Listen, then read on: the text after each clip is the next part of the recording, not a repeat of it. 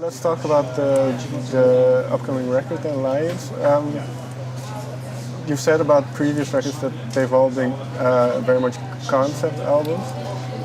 What was the concept for Lions? It was really loose. I actually didn't want to. At the beginning, I didn't want to shape it in any way really, because I was kind of bummed with how the last record came together. Just the process of doing it. It was kind of things were getting really businessy with the people around me and people that were influencing me, and I didn't like it. Things started to become about like let's make this 2-year plan and let's figure out how we can make this money, and we can maybe let's think about maybe getting a song on the radio and doing this stuff. And that's cool, man, if that's what you're doing, but that's not what I wanted to do. Money is a part of music, it's a part of art, but I don't want it to be the main fucking thing. You know what I mean? And what's the point? I'm gonna be really unhappy. So this one, I just wanted to write, and I just wanted to have a good time doing it again.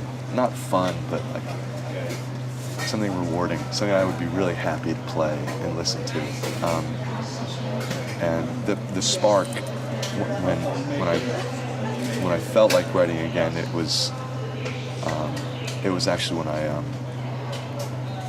I made the decision to adopt a baby, and it was going through that whole process, getting to know the birth mother, and it's a long, very personal thing, but that was the thing that was like the little light bulb again. It was like, oh my God, I need to figure out all these different things that are happening.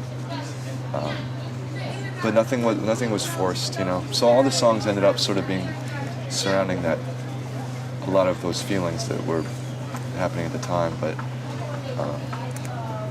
there was no like I need to finish this song today. I need to do this and this. It was just kind of let it happen.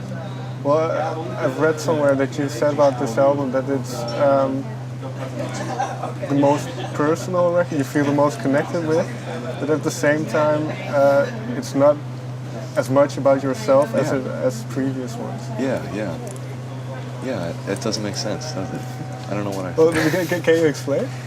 I'll try.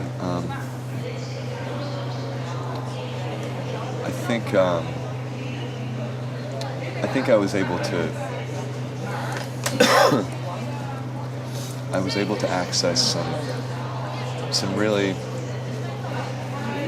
honest parts of myself that I wasn't able to get to when I was just talking about my own little special life. When you write songs for a living, after a while you start to think that you're really smart and that you must be really special. Because people are buying my fucking record. So I guess I'm awesome, right? That's what you think, man. You can't help it. That's what you think. And then you have, if you're lucky, you have friends and family around you that remind you that you're being really selfish, and you're being really arrogant, and you're being a dumbass. And I went through some things like the adoption, those things that really forced me to look outside of myself. I didn't have a choice. So in doing that, I learned a lot about myself. It's as simple as that. And it was great, man. I didn't know what it was like to write without just talking about, here's this thing that I went through, and it was hard, And it felt good. And I think I'm a better writer now than I was before because I can do that. Well, was it liberating to take away the magnifying glass from yourself and expand? Yeah, it was. That's a really good word for it. Yeah, it was liberating, and and I still do that a lot, because that's your frame of reference. Right. You know what I mean? I don't really know how anyone else feels. I can't get inside their body, but when you're able to have a mixture of empathy and self-understanding, it's a lot better. You're a nicer person too. You're more fun to spend time with. Well, can you give me an example of what type of thing you would notice in your surroundings that you would maybe write about, or what type of things they were, or is it different every single time? I guess, I mean, I'm having a big selfishness insight in the last couple of years, and a lot of it's just, it's cliche, but it's from being a parent and realizing that, you know, man, I used to love reading for 4 hours, and now you know, I don't really have 15 minutes. I barely get to crap myself anymore. Most of the time when I'm going to the bathroom, there's a toddler in the same room with me. It's like pulling the toilet paper down like that, you know what I mean? And that's really been healthy for me. It's been good, man. Because you learn to prioritize. You don't watch stupid TV shows anymore because you can't afford to. You know, you're like, I maybe get, you know, okay, I have 2 hours today to myself. So am I going to watch a game show, or am I going to like read a good book or play guitar or something? So that's been kind of a fun insight. And it only happens when, you know, you're not able to do whatever you want. You know, someone else is relying on you. And that's a good thing. It's been good for me. I grew up a little bit. Was that something you felt you needed? Oh yeah, yeah. I mean, I was fine. I was really happy without it. I miss it now, you know. But I kind of don't too. It's good, man. It's nice to not be 21. I like it. I thought I had all my shit figured out, but I didn't. Yeah. It feels. Insight's never a bad thing.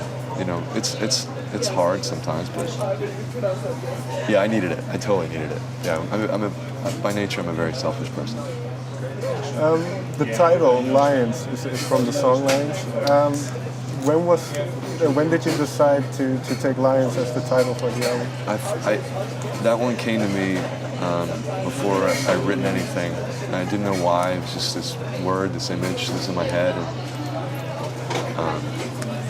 It was this weird little, you know, I'm OCD, so I sometimes, you know, I get like individual thoughts that pop into my head, you know. And that one, it was just sticking with me for like months, and I didn't know where it was coming from. You know, the meaning sort of came clear once I started actually writing. But it's just this idea between,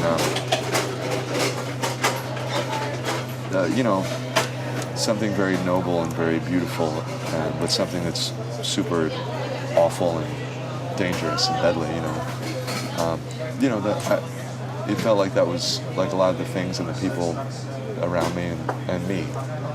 Felt like there was this sort of dual current of something that was, you know, really good and really healthy, and something that was like really fucking ugly. You know, something that was really dark. So, and I'm always trying to figure that out. Pretty much all my records are about that. It's trying to figure out how those two things can exist, and yet we're all just sitting around having coffee. And there's people out there that are eating other people, like literally. That's so fucked up, you know, right? But yet we can sit down and we can have a good time too. It's weird. It's all weird. So, yeah, that's the main thing. I know it's really vague, but No, I get it. that's kind of the heart of the record. Well, do you still struggle with that balance yourself? Yeah, man, of course, every day. You struggle with the walking down the street. You know, I'm married, and yet I look around and I see a bunch of beautiful women that I could also be married to, right? How do I reconcile those things, you know? It's just that. It's trying to figure out, you know, how can you be like this noble creature who is man, but also you're just an animal sometimes. And that's a weird thing. And I'll probably be, if I'm lucky, I'll be 80 years old, still trying to figure that same thing out. But I think it's worthwhile to try to figure it out instead of just, you know, just choosing one or the other. Well, thank you very much for your time. Yeah, thank you, man. Appreciate it.